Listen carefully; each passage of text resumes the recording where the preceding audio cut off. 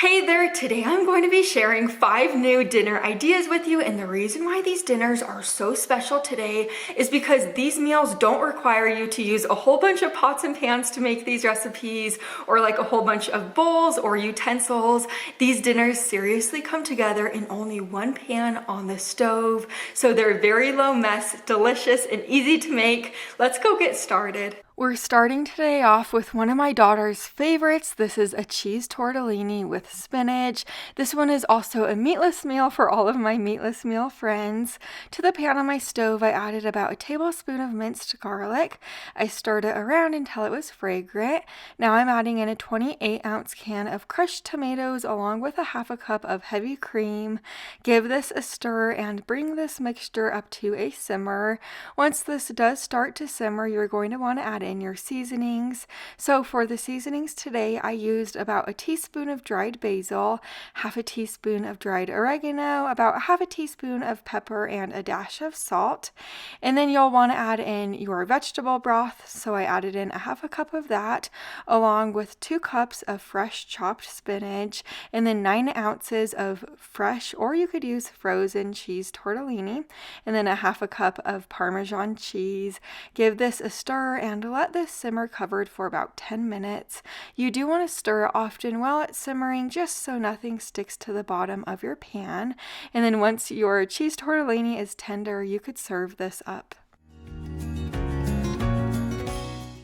Both of my daughters just love this dinner so much, and I love that I could put so much spinach in this recipe and then it wilts down so small my kids don't even really notice that much, but it has a ton of great flavor. I could eat this over and over again. Now we're making this orzo with chicken sausage and broccoli. Just trust me, it is so good. I'm beginning by cutting my chicken sausage into kind of like half moons like this. I'll set it to the side. We're going to work on the broccoli now. So I have 1 large head of broccoli right here. I'm cutting it into smaller florets. Over to the pan on my stove, I'm adding in 2 tablespoons of olive oil. Once my oil is hot, I'll add the sausage right in there, and you're going to want to sear the sausage on each side. It's going to create a lot of added flavor, and it's just going to be extra good like that. So after the sausage is a nice golden brown color, I added in the broccoli along with a tablespoon of minced garlic. I'm going to cook this all together for about 4 to 5 minutes. After that time, my broccoli is starting to get tender, and then I'm going to add in about a cup of uncooked orzo. If you don't typically cook with orzo, the best way I could describe it to you is kind of like a mixture between pasta and rice. It really is good. But then I added in 2 1/3 cup of chicken broth. I gave this a stir, scraping all the flavorful bits off the bottom of my pan. This cooked on low, simmering for about 10 to 12 minutes with the lid on. I did stir it often while it was simmering, just so nothing stuck to the bottom of my pan. But once my orzo was tender, I added in my half a cup of Parmesan cheese. Once the cheese melted, I serve this up. This is such a great balanced meal. You got your veggie in there and the protein. Also, this just cooks on 1 pan on the stove. It really can't be any easier than that. We also had some leftovers, so I had this for lunch the next day too, and it was just as flavorful. My little infant Macy absolutely loves it.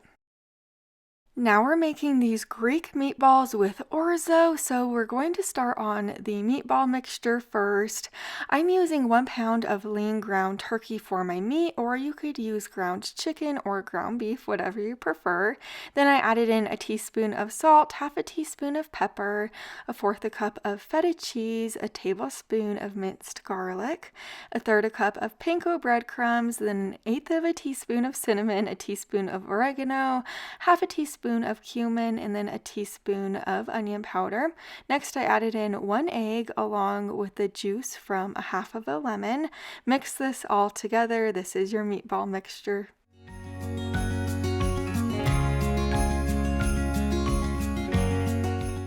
This might seem a little odd, but I'm spraying my hand with a little bit of nonstick spray. This is just so the meatball mixture doesn't stick to my hands. I made about 15 small to medium-sized meatballs, and I'm just rolling them out right now.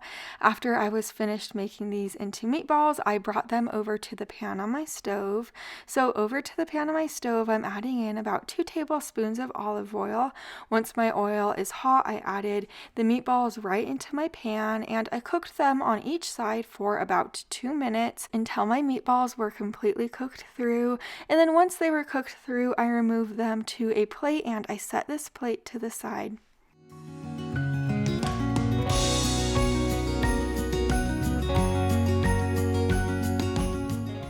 I made sure to leave all the flavorful bits in the pan, so to the same pan that I cooked the meatballs in, I added a tablespoon of olive oil and a tablespoon of minced garlic along with 1 cup of Orzo pasta. I gave this a stir, kind of scraping the bits off the bottom of my pan. Now I'm going to add in 2.5 cups of chicken broth along with 1/4 cup of roasted red peppers. I just used part of this jar. If you don't want to use roasted red peppers, you could always use sun-dried tomatoes as a substitute. Next, I added in 1/4 cup of sliced olives. Again, if you don't want to use the olives, you certainly don't have to. Lastly, I added in a tablespoon of lemon juice. I gave this a stir and I let this simmer covered for about 10 minutes. Of course, I did stir it often while it was simmering, but here's what it looks like. Now I'm going to add in about a teaspoon of dried dill along with 1/4 cup of feta cheese. Give this another stir.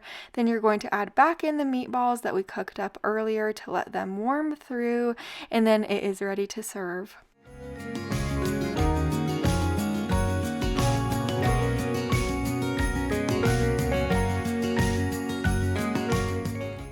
If you're a fan of feta cheese and Greek flavors, you will absolutely love this dinner.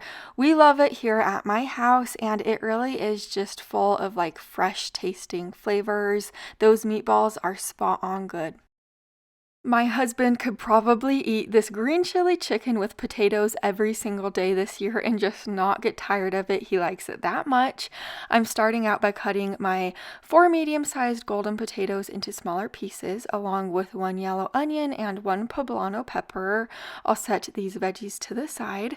Over to the pan on my stove, I'm adding in a tablespoon of olive oil, along with 1 pound of chicken breast that I cubed. I'm going to season the chicken with about 1/2 teaspoon of chili powder, onion powder, cumin, and oregano, then a little dash of salt and pepper.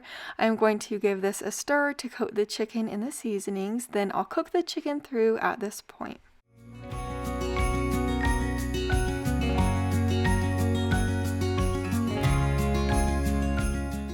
Now that my chicken is cooked through, I'm going to remove it to this plate and I'll set this plate to the side. Into this same pan, I'm going to add about a tablespoon of olive oil for my veggies. Then I'm going to add my vegetables right in there, and then I'm going to season them just simply with a little dash of salt and pepper.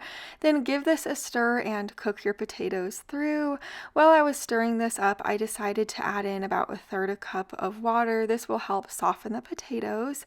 And then I did cook this covered for about 10 minutes to soften the potatoes. But now that my potatoes are cooked through and fork tender, I'm going to add in about a 4-ounce can of diced green chilies, along with 1/2 cup of green enchilada sauce. This is the can I used. It'll give this recipe a lot of flavor. Then add back in the cooked chicken along with 1/2 cup of Mexican style cheese. Let the cheese melt down, then you will be able to serve this gorgeous meal up.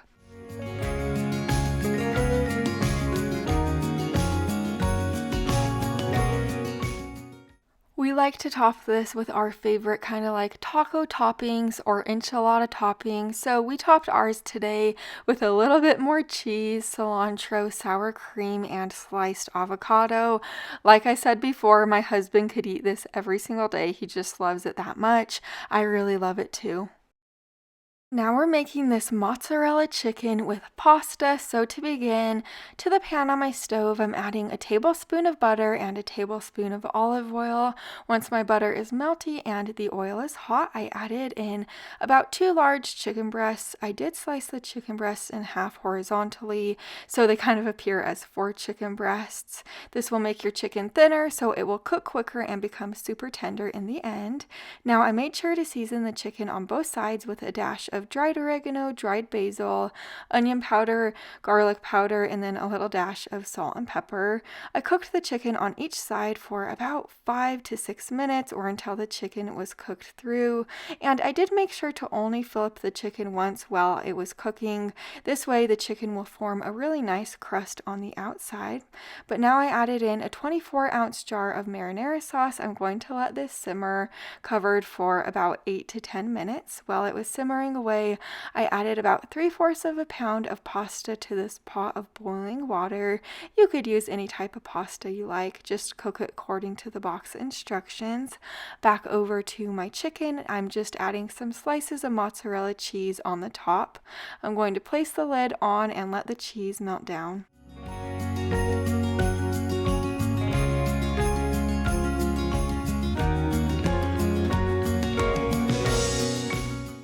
This is such a fun twist on regular, boring pasta night. This meal, it comes together in no time at all. It has such few simple ingredients. We absolutely love it, and I love making it. I would really love to have you over here at my channel, so make sure you're subscribed down below the video. I'll see you in the next one. Bye for now.